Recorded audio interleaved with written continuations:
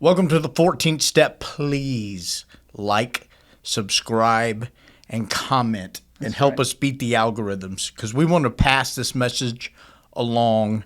And to do that, there's just a lot of things to do to get this out in front of more people. Yeah, just hit the like. It's free. Yeah, it's free. Okay, ready? I'm ready. I'm going to read you the top 5 things to keep in mind for anyone recovering from substance abuse. Okay. Number 1, appreciating how far you've come. Is that important? I think that's really important. There's a pink cloud at the beginning of recovery, and for a reason, because it's pink new. clouds. Yeah. It's kind of euphoric. Like you really feel like you found something. You feel like you've accomplished something. It's really, and you really feel like you've come far because now it's like 5 days you haven't used, a week you haven't used, 6 months you haven't used. But once you get into this kind of, you're rolling in your recovery more long term, it becomes easy to take for granted where you've really come. Because you're going to have bad days again. You're going to get frustrated. You might get depressed. You might struggle. It's good to step back and really think about where you've been as opposed to where you are now. That's good. And meetings really help with that, don't they? Yeah, it helps. Because you get to see newcomers, and it really puts your mind on the, man, that was me. Exactly. Yeah, that's good. Also, keeping in mind your goals for your recovery in your life. How often do you, personally, I'll ask you that question, do you go over or write down or the goals that you have? Is that something you're very aware of? Yes, I am aware of it. I like to, well, it's going to sound corny, but I try to have a vision for my life and everything I do becomes a part of that. Every little thing it needs to move in the direction that towards whatever vision I have, whatever goal I have. Well, that's super smart. Like if it doesn't go towards that, then why are you wasting your time doing it? And so when I was in school this last time, my big goal was to get a master's degree because I wanted to be a professional counselor, because I wanted to have opportunities. And so every little test or line that I read out of a book was part of that. It was adding towards that. Nice. So that's great. That's awesome. And then finding your system of support. What does that look like for people? Well, could it be meetings? Meetings. Yeah. You got to have friends. You got to create a whole different circle of people. We've talked about this before. You have to change everything that you do. You have to change it. It's hard to make friends, but if you put yourself in situations where there are people who care about you, like in meetings, in a church community, in something different, go back to school, do something where you're putting yourself in the path of other people. If you're sitting at home calling the same 5 people that you knew when you were using, it's not going to happen. I see.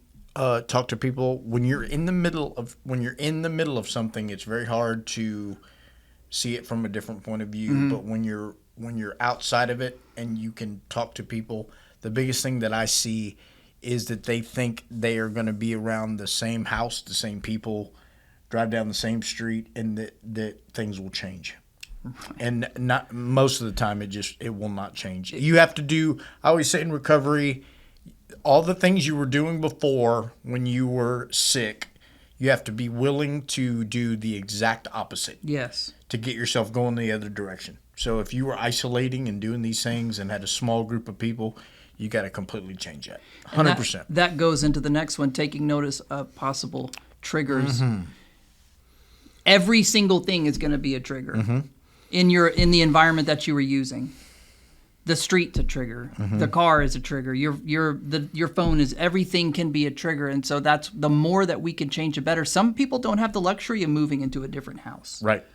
And so the more we can remove ourselves from that environment, put ourselves in a different one, get involved in different things. Rearrange your rooms. That's exactly. You don't realize how much triggering can be in muscle memory of something that you did for years. Like the way you opened the door and walked out to your vehicle. That's exactly right. You're going to go, oh, that reminds me of this. So I'm being really ridiculous here. No, but you're not. Park your vehicle somewhere else. I've heard of do everything to change. I've heard counselors talk to clients and they're like, well, okay, well, you hold your purse on this shoulder, hold it on the other shoulder. Because you would reach this way and your Dude, body would become a habit. It's almost silly to try and write down the triggers because it's literally everything. We have to change as much as possible. This is no joke. This nothing. No joke. It really isn't, and it's harder than it might seem. It takes a lot more than just your motivation to get clean. So much more. Also, then understanding the process, and this is a big one to wrap all these up, that healing and recovery is a lifetime process. People get frustrated with that because they think it's a death sentence. Like recovery is a death sentence. This is a life sentence, or this is a forever. I'm bored forever. Yeah, can't ever have fun. Well, there again. Goes all the fun. Yeah. No, that's not true. That's not true. So it is. You have to. It's a marathon, and I think a lot of people sprint so fast and burn out.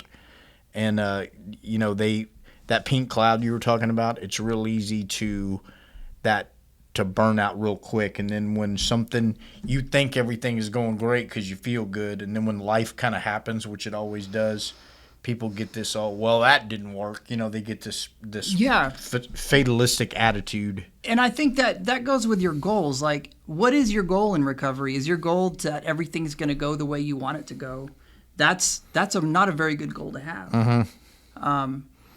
To me, it's more about living in the present day, finding gratitude, finding a sense of peace in your heart, getting more comfortable in your own skin. Those are the good goals to have for today. And then carrying that one day at a time will add up. And then it will become a lifetime.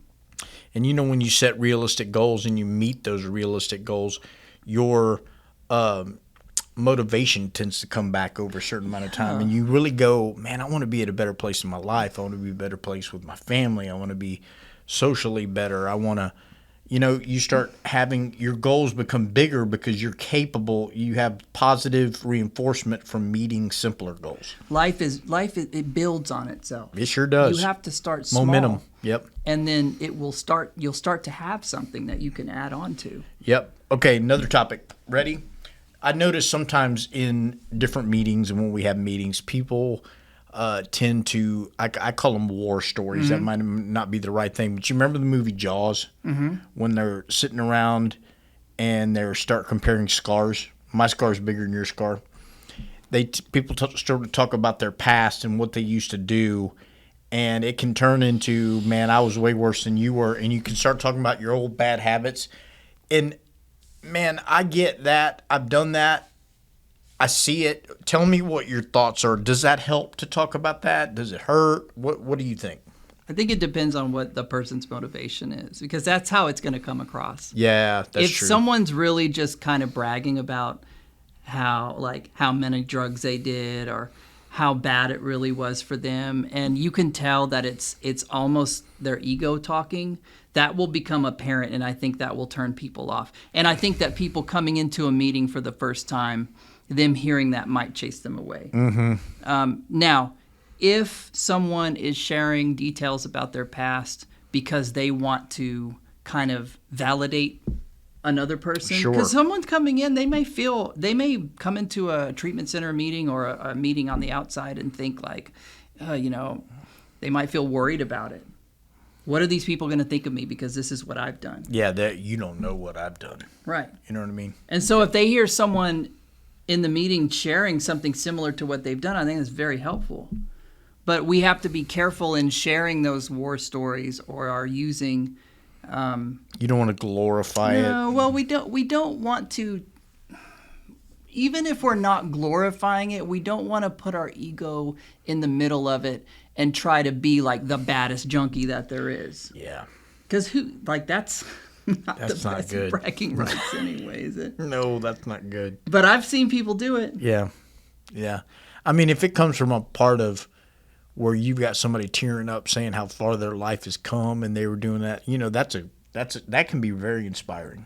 Yeah, it is. You know what I mean? And you've seen a change in them. And you're right, man. You can, I think you can hear it in people's voices and how they present themselves, their motivation. I think it comes across real easy. But whenever I hear someone share about some like embarrassing thing that they did that they're not proud of, that really hits me too. Yes. It's helpful because Very it's like, true. oh man, that's humbling, you know?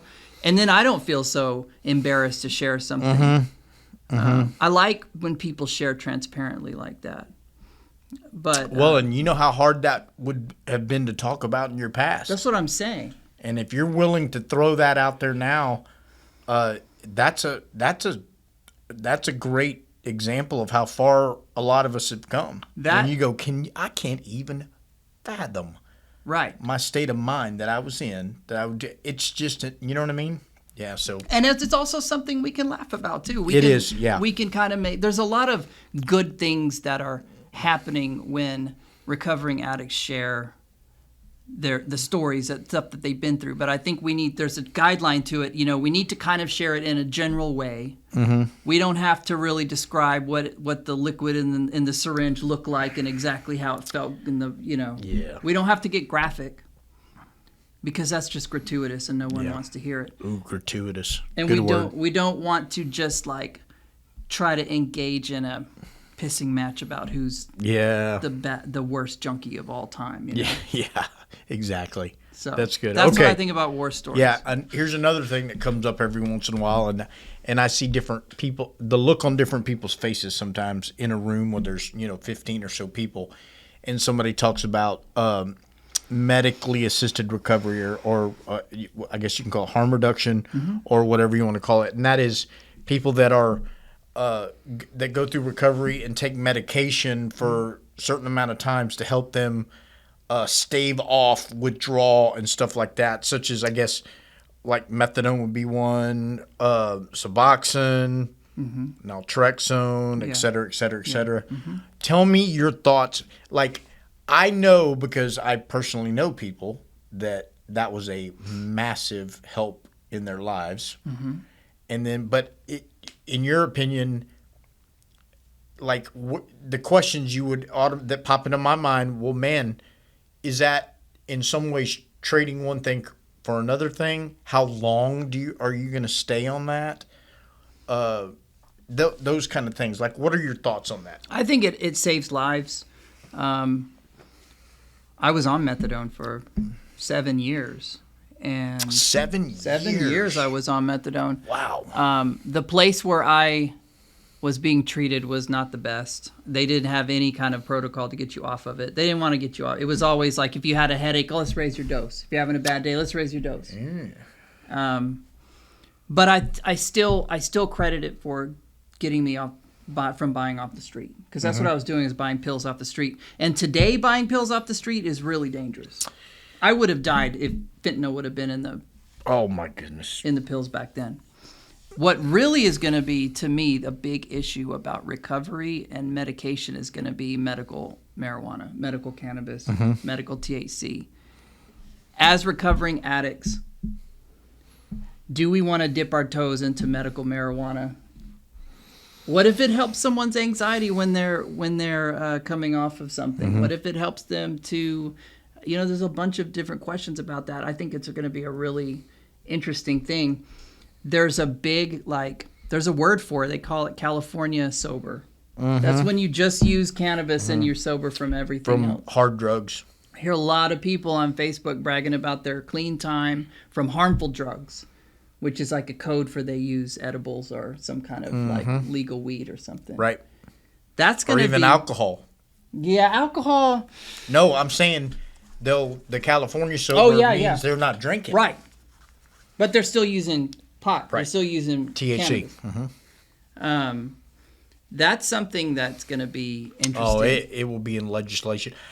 It'll be legal. It'll It's be gonna- in all 50 states in the next, I believe, 10 years maybe. It's already, right now in Texas, where it is not legal, you can go in a store and you can buy Delta 9 gummies. Delta 9 is THC, but they make this Delta 9 from hemp, and so they skirt around the legal process. It's a legal chemistry Yes. equation that skirts around the actual law, right? And they can even tweak it if it. Oh, they gets tweak it outlawed. all over the place. Yeah, it becomes almost impossible to legislate against this stuff. And so legality is inevitable, what are people in recovery going to do? And this kind of goes to like everyone's recovery is different. It is. Well, if you're looking at somebody, let me throw a hypothetical out there, okay? If you have a family member that is sticking a needle in their arm, okay, daily, 5 times a day, spending untold amount of money, that can't get it, doing horrible things to get that money, okay, and they are able to not do that anymore, but what helps them not do that is eating an edible that has THC or something and keeps them maintained, and all of a sudden they're able to get a job, or they take Suboxone and they're able to work, or they do the. How are you going to look somebody like that in the eye and say you're still doing wrong when they've come so far? I don't know. I would really be I would be proud of a person if they got to that point.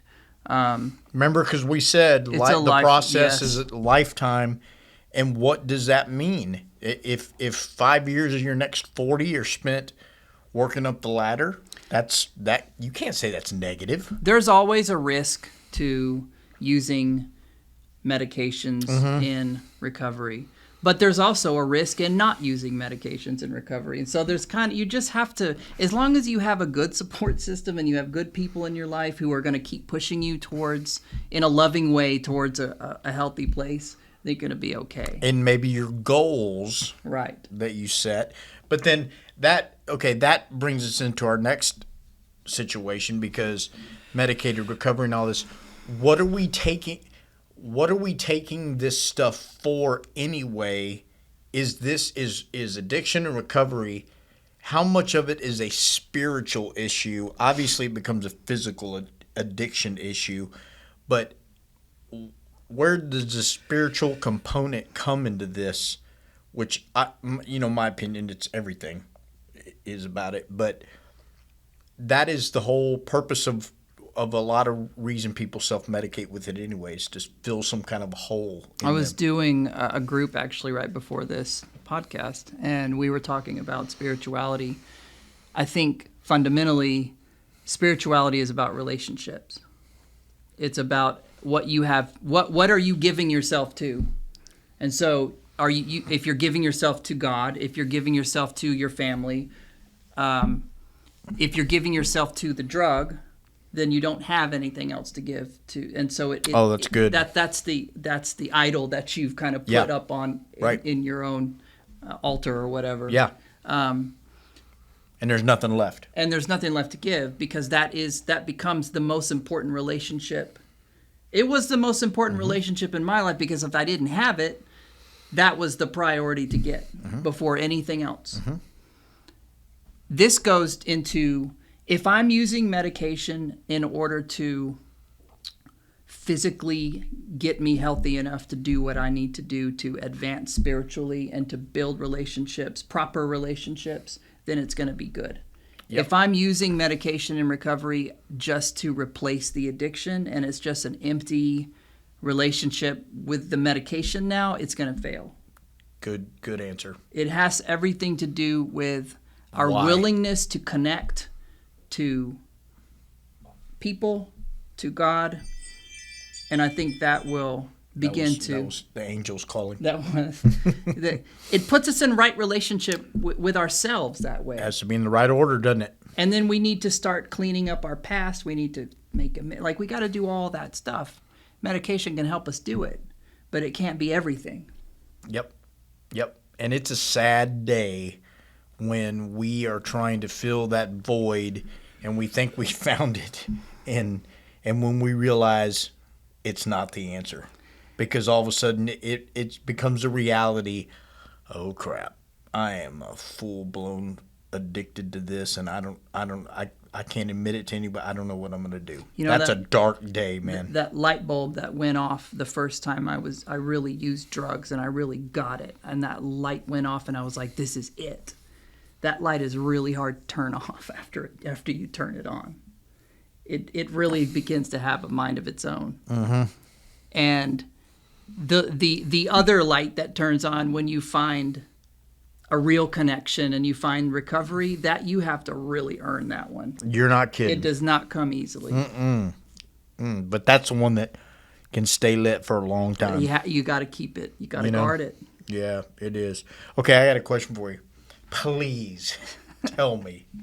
I'm already looking at this. Please tell me you've seen the Netflix series Painkiller. I haven't seen Painkiller. Mark, I haven't seen it. what are we doing here? I failed. Okay, I'm going to give you a review. You got to watch it. We'll talk about it. I'll throw some You topics gonna spoil it? I'm going to spoil it a little bit. Okay. But it talks about what in their version kicked off the opioid crisis, okay, which is oxycodone. I know that on the poster for it, it's like a doctor looking dude. It's Matthew Broderick. I don't know how this guy got pinned into being the henchman of all these corporations. It's like his third movie where he's the baddie, but he is a Sackler from Purdue, the family that runs Purdue Pharmacy. And it sets up how they were going to run out of a copyright or a patent on I think it's Vicodin. I'm pretty sure it is. Comment on this if you've seen it and tell me what you thought about this. I knew some of this because I've seen some interviews, but I thought it was very well done. I'm familiar with a little bit of this too. The director was on Rogan and talked about the making of it and stuff like that. Yeah. But they were going to run out of a patent, so they redid. Instead of going through the whole process of reinventing something, they just tweaked it a little bit and made it much stronger and put this protective coating on it. It's Oxycontin, right? Oxycontin, which they said you could take it over a long period of time, and they said it wasn't addictive. Of course they did. Why would they say that? Right? They got to make some money. And, did they make the money. Yeah. They did. First of all, it took them forever to get it approved because of all this stuff. And they finally did, and there's no telling what they did and spent to get it approved. That's a whole nother – you got to watch it to see that kind of stuff. But then they went into how they pushed it to their drug reps, and then the drug reps pushed it to the doctors. And they even explained it cost such a small amount of money to make one of these pills, but because it was a different strength, they were able to charge – exponentially more money, so there was so much cash. And it didn't cost them anything. It didn't cost them anything. It didn't cost them as much. Once they got over the approval, the FDA stuff, I bet they could produce these things for pennies. A cent maybe or it whatever. It didn't cost anything. And then they had so much money then to basically bribe doctors, and the drug reps, shocker, in the late 90s and 200s. Were all basically models, sure, in tight clothes and doing whatever they could do. It was crazy, man. And then they would get them to up prescribe because they could make so much more money by upselling the milligrams. That's right. So you have all these witnesses, and they do these videos of somebody that had back surgery or whatever, and they got prescribed, 30 of these for a month, and then the next month it's 60, and the next month it's this, and then when it's at the max of what that can be, they double the milligrams and start up that one until they're taking as much to Trinkle as a horse. They made pain level, the subjective pain level of the patient, as important as any other vital sign. That's what it is. What's your pain on a 0 to 10, right? And that's so, the famous... of course, someone who wants a drug is going to 10. I'm a 10 right now, and so then in the minds of the nurses or doctors, you're doing a good deed because you're helping them. That's it. You're helping your patients. It's your duty to help them by upping their dose and getting that pain level down to where it needs to be. Getting that pain level. Have you seen Brian Regan, the comedian's thing on the pain tolerance scale? No. It's one of the funniest things I've ever said. He said he hurt himself getting out of bed. He's getting older. And he said he tweaked his knee and goes, well, I guess I'll live with this for the rest of my life. But he gets up and he goes to the doctor, and they're like, what's your pain level? And he's like, I don't know, maybe a 7. And he said he just heard from 2 rooms down, how dare you? Somebody that broke their femur, comes wobbling in. I'm an 8. There's no way you're a 7. He starts comparing that. Dude, that's the thing. It's so subjective. Totally. It's completely... Cancer patients, we're 9. Yes. You just keep one-upping it. They feel like he's just completely lying. He said a guy comes in holding his head. Yeah. I'm a 10. Right. You're not a 7. Right. Yeah, it's crazy, dude. And unbelievable, man. These are like cartels. They're straight up cartels. Worse. And they're just using different avenues to try but they're drug dealers. Straight up drug dealers of the most official kind. Yeah. And they got taken down with this, and that's even made it worse. I know. Because they got all these millions of people hooked on this stuff, and then one day they go, the rug. We're not doing this anymore. And they're like, I know. What? You know? I know. And anytime you have a vacuum like that, someone else is going to step in and sell the goods. So if you get rid of the Sacklers, you're going to have people sell, you're going to have it in the street. Prohibition. It's the same Al Capone, thing. baby. It was a disaster. He was a Sackler before the Sacklers. It was. The response of the regulatory of the government was almost as bad as it's just a tragedy all the way around. It always is, because by the time you get it to where the government has to come fix something, it's always too late, not enough of a response, and it always ends up making stuff worse. That's Sorry, right. but it does. That's right. Anyway, awesome. Well, listen, please like, subscribe, comment. Man, Yeah. we talked about a very wide range of stuff on this podcast, and love to know and get in a conversation. And you know what? I wanted to offer this. We don't talk about this. If you're struggling and you happen upon this podcast, reach out to us. Please. We can connect you with some resources that Yes. can really make a difference in your life. I promise you. We do that every day. And we can do that. Just reach out. You can send a message. We will promptly get back with you and would love to help in any way possible. Thanks, guys. Yeah.